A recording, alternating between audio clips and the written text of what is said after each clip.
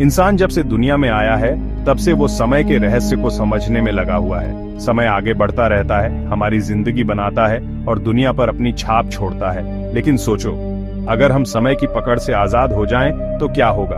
अगर हम बीते हुए कल में जा सकें, इतिहास को अपनी आंखों से देख सकें या फिर आने वाले कल में झांक सकें। इतिहास में ऐसे लोगों की कहानियां हैं जो कहते हैं कि उन्होंने असंभव को संभव कर दिखाया, समय की सीमाओं को पार कर लिया।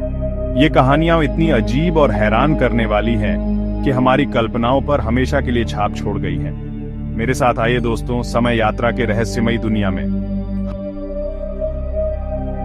हमारी यात्रा शुरू होती है 1954 की गर्मियों में टोक्यो, जापान के एक बिजी एयरपोर्ट से। हवा में इंजन्स की आवाज और लोगों की बातचीत गूंज रही है। पैसेंजर्स उतर रहे हैं, उनके चेहरों पर यात्रा की थकान और एक्साइटमेंट दिख रही है। हर किसी की अपनी कहानी है, अपना डेस्टिनेशन है। लेकिन इस आम सीन में एक असाधारण घटना होने वाली है।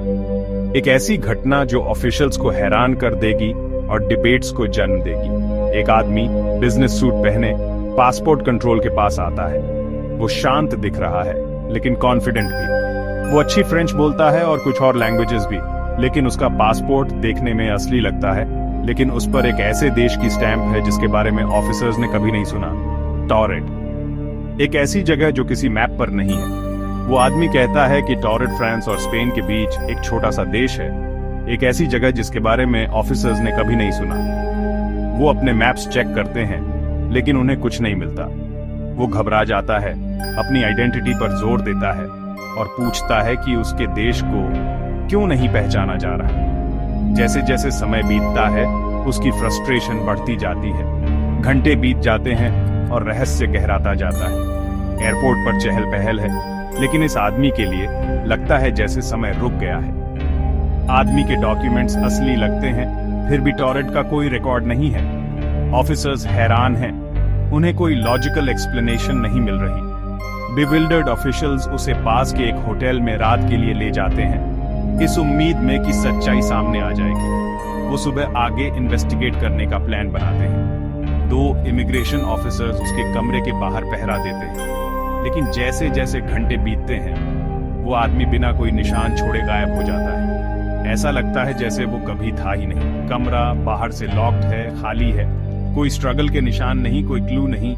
टॉरेट के आदमी का ये अजीबोगरीब मामला आज तक अनसॉल्व्ड है। एक ऐसा रहस्य जो आज भी इंट्रीग और पजल करता है। क्या वो किसी तरह समय के किसी दरार से गुजर गया? एक पैरेलल यूनिवर्स का विजिटर जहां टॉरेट मौजूद है? एक ऐसी जगह जो हमारी समझ से परे है? या फिर ये एक बड़ा सा होक्स था, डिसेप्शन की पावर का सबूत? सच्चाई पता नहीं, इतिहास के सायों में छुपी हुई है। हमारी अगली मुलाकात हमें इंटरनेट एज की शुरुआत में ले जाती है, साल 2000 में। ऑनलाइन फोरम्स पर फ्यूचर के बारे में डिस्कशंस हो रही हैं। Y2K की चिंताएं डिजिटल ईथर में गायब हो रही हैं। इंटरनेट अभी भी अपनी शुरुआत में स्पेक्यूलेशन और क्यूरियोसिटी का अड्डा बन गया है। लेकिन इस सब के बीच एक नया रहस्य सामने आता है। एक यूजर जो दावा करता है कि वो साल 2036 से एक टाइम ट्रैवलर है। रहस्य में घिरा ये यूजर कई लोगों की कल्पनाओं को अपनी गिरफ्त में ले लेता है। जॉन टाइटर, जैसा कि वो खुद को बुलाता है, ऑनलाइन वर्ल्ड को अपने फ्यूचर के डिटेल डिस्क्रिप्शन से कैप्टिवेट कर लेता है, जो हमारे प्रेजेंट से बहुत अलग है। उसकी पोस्ट में इंट्रिकेट डिटेल्स हैं जो प्लॉजिबल और फैंटास्टिकल दोनों लगती हैं। वो एक ऐसी दुनिया की बात करता है जो कॉन्फ्लिक्ट से तबाह हो चुकी है, जहां टेक्नोलॉजी बहुत तेजी से आगे बढ़ी है। उसकी कहानियां एक ऐसे समाज की तस्वीर पेश करती हैं जो ट्रांसफॉर्मेशन के कगार पर है।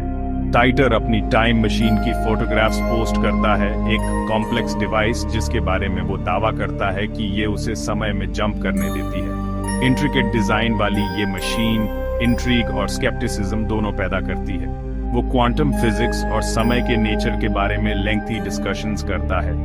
उसका नॉलेज बहुत ज्यादा लगता है, फिर भी कई लोग उसकी ऑथेंटिसिटी पर सवाल उठाते हैं। कई लोग उसे होक्सर मानते हैं, एक ऐसा स्टोरी टेलर जो झूठ का जाल बुन रहा है। फिर भी उसकी डिटेल्ड नैरेटिव्स और कॉन्फिडेंट असर्शंस दूसरों को सोचने पर मजबूर करती है। फिर भी टाइटर की प्रिडिक्शंस, कुछ चिलिंगली एक्यूरेट, कुछ अभी तक पूरी नहीं हुई है, एक अनसेटलिंग फीलिंग छोड़ जाती है।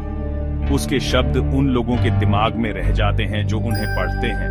वो दूसरे अमेरिकन सिविल वॉर की चेतावनी देता है, एक डेवस्टेटिंग कॉन्फ्लिक्ट जो नेशन को बदल देगा। ये प्रेडिक्शन खास तौर पर कई लोगों की रूह कंपा देती है।